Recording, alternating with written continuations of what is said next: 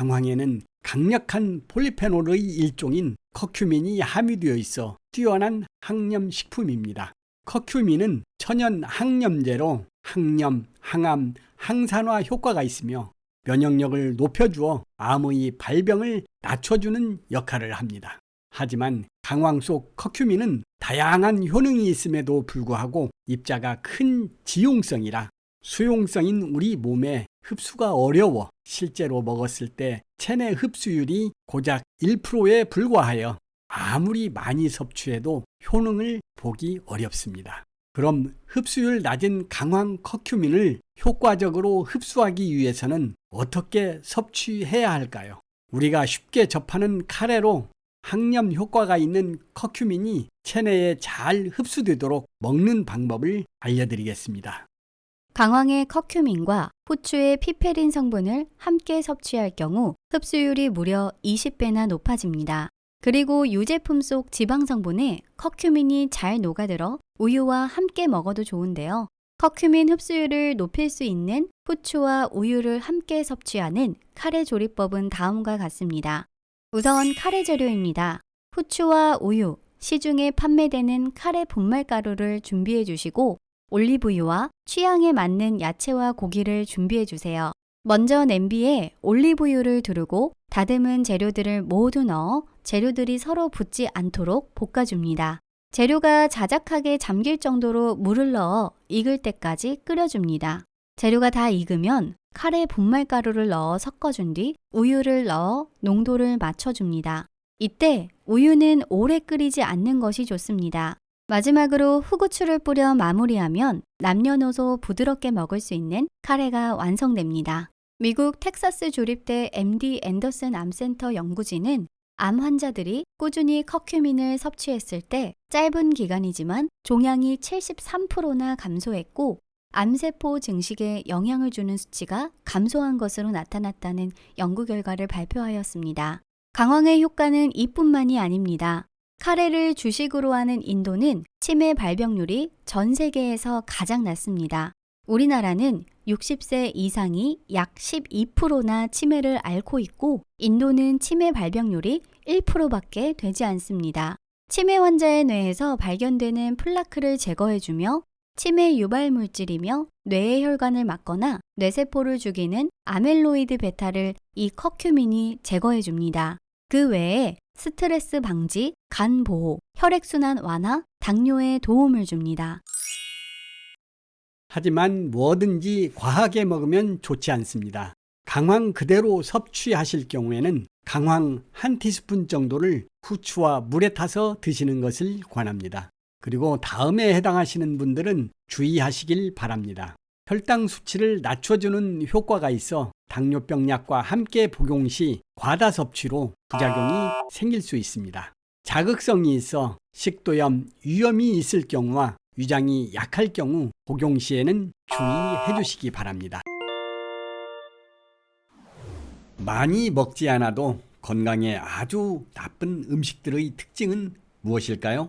대부분 당분이 매우 높아 만성염증을 일으키거나 발암물질이 들었거나 해로운 지방이나 합성 첨가물이 듬뿍 들었거나 나트륨이 많이 들어간 음식들일 겁니다. 대체로 심혈관 질환, 당뇨, 암을 유발하는 음식들이죠. 이와 같은 질병을 일으키는 인간에게 주어진 최악의 음식을 알아보도록 하겠습니다. 첫 번째, 숯불구이. 숯 냄새가 짙게 밴 고기를 먹으면 수명이 줄 수 있다는 거 알고 계신가요? 숯과 번개탄을 피울 때 나오는 연기는 발암물질인 벤조피렌으로 담배 50개 피와 맞먹는다고 합니다. 또한 직화구이는 산소와 불이 음식을 연소시키는 과정에서 질소산화물과 포름알데히드 등의 유해가스를 만들어내죠. 숯불에 구운 닭다리 한 개는 담배 60개비를 피웠을 때와 같은 발암물질을 가지고 있다고 합니다. 불에 떨어진 기름이 타서 생긴 연기에는 다환방향 족탄화수소가 발생하는데 대표적으로는 벤조피렌이 있습니다. 고기를 구울 때 발생하는 이런 유해물질들은 고기를 섭취하면서 또는 고기에서 떨어진 기름이 불에 타면서 대기 중으로 퍼져 우리 호흡기를 통해 체내로 들어오게 됩니다. 발암물질이 생기지 않도록 고기를 찌거나 삶아 먹고 숯불보다는 일반 불판에서 타지 않도록 구워 먹는 것이 좋습니다. 두 번째, 아이스크림. 아이스크림의 주성분은 정백상, 액상과당 등의 당류와 포화지방, 그리고 물로 구성되어 있습니다. 물과 기름은 서로 섞이지 않기 때문에 반드시 유화제를 다량 써야 하는데, 유화제는 유해한 첨가물이나 위험물질이 체액에 녹아드는 것을 도와 신장장애, 피부장애, 간 손상, 내장세포 등을 파괴하는 작용을 합니다. 또한 아이스크림에 들어가는 향료, 색조, 안정제, 점조제, 인공감미료, 보존제 등의 식품 첨가물들은 우리 간이 해독해야 할 독소가 됩니다. 당과 지방을 동시에 섭취하면 체내 지방 축적이 가속화되어 비만의 위험이 커지고 심장병을 일으킬 수도 있습니다. 세 번째, 튀긴 음식. 튀긴 음식 중 치킨은 자주 먹는 음식이죠. 튀긴 음식은 콜레스테롤의 증가로 인해 비만과 심혈관 질병을 일으키는 원인이 됩니다. 미국 보훈부와 매사추세츠 제한군인 역학연구정보센터에서 실시한 조사에 따르면 튀긴 음식을 일주일에 1회에서 3회 먹는 사람은 1회 미만으로 먹는 사람보다 심근경색과 뇌졸중의 위험이 7%가량 높은 것으로 조사되었습니다. 튀긴 음식을 매일 먹는 사람은 그 위험이 14%까지 높아집니다. 또 튀긴 음식을 만들 때에는 발암성 물질인 아크릴 아마이드 등이 형성될 수 있는데, 이런 발암성 물질은 식품을 오랫동안 튀기거나 튀김 기름을 여러 번 재사용할수록 증가합니다. 미국 프레드 허친슨 암연구소에서 전립선암 환자와 건강한 남성의 식습관을 조사한 연구에서 튀긴 음식을 일주일에 한 번 이상 먹는 남성은 한 달에 한 번 미만 먹는 남성에 비해 전립선암의 발생 위험이 30%에서 37%나 높아졌습니다. 단순히 살만 찌우는 것이 아니라 각종 질병과 암의 위험까지 높아집니다. 네 번째, 가공육. 가공육에는 살코기보다 지방 부위를 많이 이용하기 때문에 콜레스테롤 함량이 높고 나트륨이 많이 첨가되어 혈관 건강에 좋지 않습니다. 혈액 내 나트륨 농도가 올라가면 삼투압 현상으로 인해 세포의 수분이 혈액으로 빠져나오고 혈액량이 증가하면서 혈압이 오르게 됩니다.